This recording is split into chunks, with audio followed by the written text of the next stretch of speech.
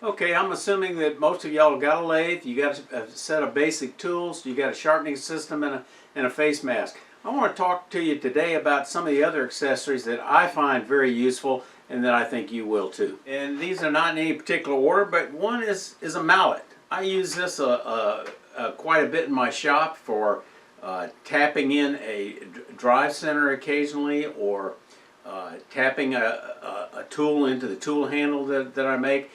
Mallet's also handy for doing carving if you're with conventional types of chisels that require a little extra tapping on it. They're easily made, so it's a great, easy wood turning project. I've got a video on it, so you can check that out. But if you don't have dry wood, use green wood. You can just use a chunk of a tree limb or a log, and if you don't have dry wood, and if it cracks, it doesn't matter. It's a mallet, and you can always make another one. Okay, it's likely that your lathe came with a 4-prong drive center like this, and that's okay. The downside is you have to pound on it with a mallet in most instances because you can't put enough pressure with your tailstock crank to get it to bite sufficiently.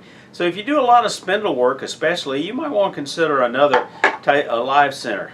Maybe you do small work, so you need something smaller where you can get into it, such as this Rotor or this record power. Maybe you want something larger. I really like steb centers such as this Robert Sorby, or the ones by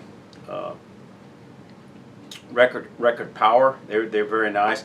I would not recommend, unless you're really on a strict budget, getting the cheap knockoffs that are really inexpensive, because details are in this other video. But certainly look at those. I like the ones by Record Power best of all, actually. And if you're on a budget, they make a very nice set of different sizes that don't have a spring. The ones like the Sorby or the more expensive ones that come with a spring are very nice. And one of the things I like about the Record Power is the spring is adjustable on the tension, which can be a nice feature for some folks. If you do a large variety of turning, you may find that the standard tool rest that comes with your lathe doesn't fit for every project. An example is this 14-inch tool rest on my Big Power Mag. Works great for large projects, large bowls, long spindles. But when I start doing smaller things, it's just too big for me to get in close. And I'll show you some details of that in a moment. So I had to get a smaller tool rest. Maybe you do a lot of boxes or hollow forms with a hollowing tool that needs additional support. Maybe you need a box rest. This very nice tool rest that Lyle Jameson sells, for example, is threaded, so with just a very slight turn you can adjust it up or down, which really is great for fine-tuning hollowing forms. Doing hollow form work with a hollowing jig such as those that Lyle sells, and many others. If you do a lot of bowls, especially large bowls, maybe you need a curved tool rest. I find I never use this, or very seldom use it. It doesn't work for me because I don't turn bowls large enough to have to get in there with something like this. But for you, maybe it's different. If you do a lot of small work like I do on boxes and ornaments and so on, the standard tool rest just hampers you to get in there. And here's a good example. This is only an 8-inch tool rest on my Powermatic mini lathe, but you can see I've got to really crank out the quill to be able to get in close with this tool rest. So it's so much easier if I have a smaller tool rest, such as this one, that allows me to get that banjo in a lot closer, like this. I don't need to have the quill cranked out as far, and it's just a whole lot more convenient and doable.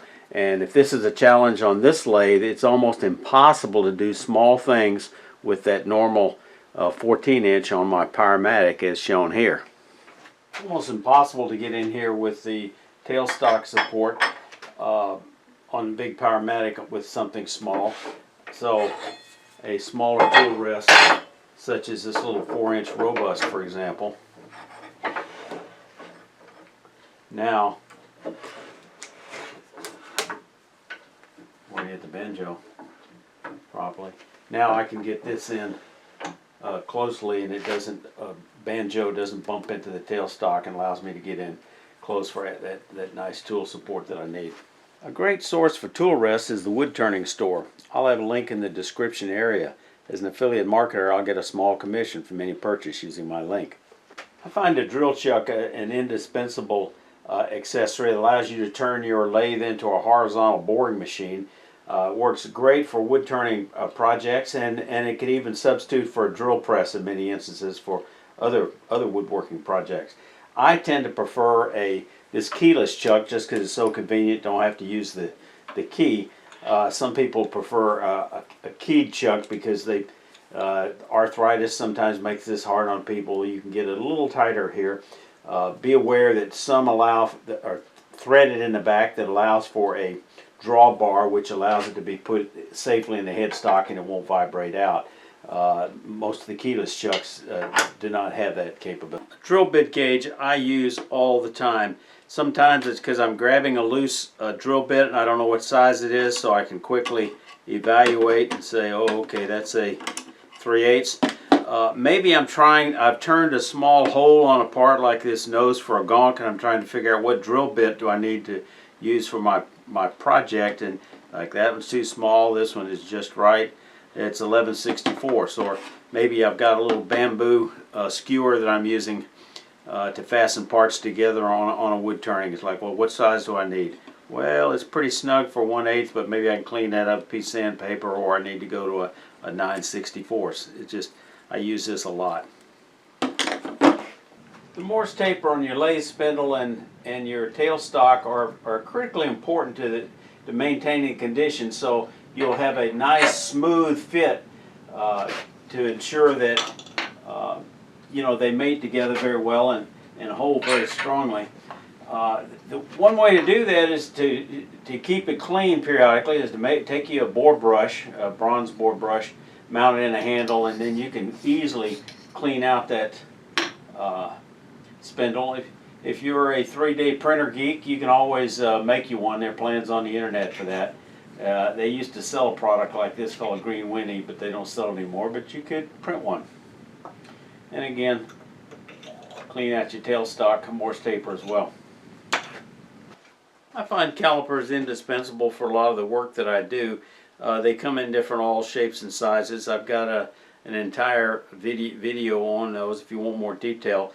Like anything else, you get what you pay for. I tend to prefer these larger heavy-duty Graz ones made in India to the really cheap ones, but you can get a very inexpensive and serviceable set from Harbor Freight, as shown here, that comes with a number of different accessories. And if you do spindles or any type of small type of work, these are very, very handy. Calipers, vernier calipers, can be handy for an awful lot of work. A set of this comes with that inexpensive Harbor Freight set. Digital calipers can be very nice. I have not had the best of luck with the batteries on these things. When this one quit working, I replaced it with a cheaper plastic one, which seems for me to do every bit as good, and I don't have to be as concerned if I drop it. The only thing it doesn't have on it doesn't have a locking nut to keep that setting in place. Calipers are very handy. If you're on a budget, in some instances, depending on work you're doing, if you're doing some small globe Christmas tree ornaments, you can make you a set of calipers. If you're doing boxes or coffee scoops measuring the depth, you can make you a caliper. Calipers can be very handy. If you're doing bowl turning, very nice to have a nice set of calipers where you can evaluate the wall by clamping down on the wall on one end, and then you can see the actual thickness on the other. Flush cut trim saws, very handy. They're not expensive, the Japanese style. They're great for your final cut to part off something to keep it from rolling around your shop and you having to bend over to try to pick it up. Trust me, these are great.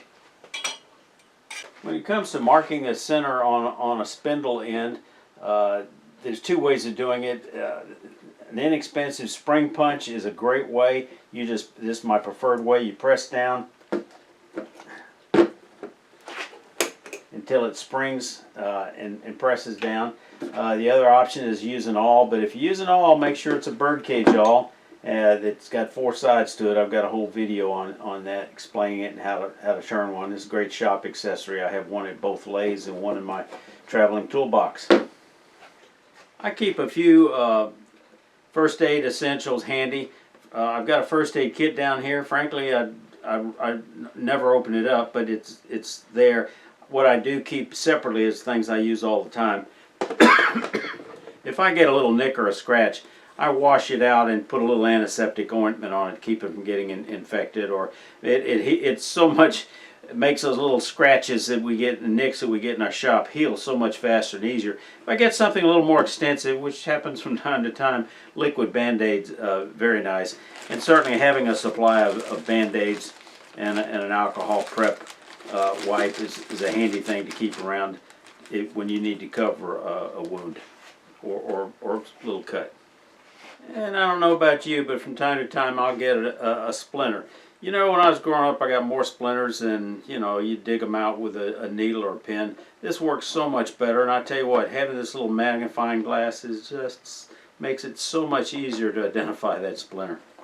I'd consider a diamond or a CBN hone almost essential. The tool that I use the hone for mostly is going to be my skew. So I like this large CBN teardrop. I got this from Woodturner's Wonders.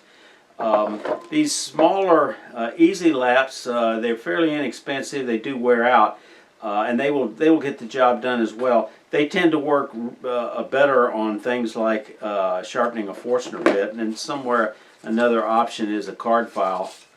Some of these you can get with different grit on each side. They're fairly inexpensive, and the card files can also work well for either that skew chisel or doing your Forstner bit.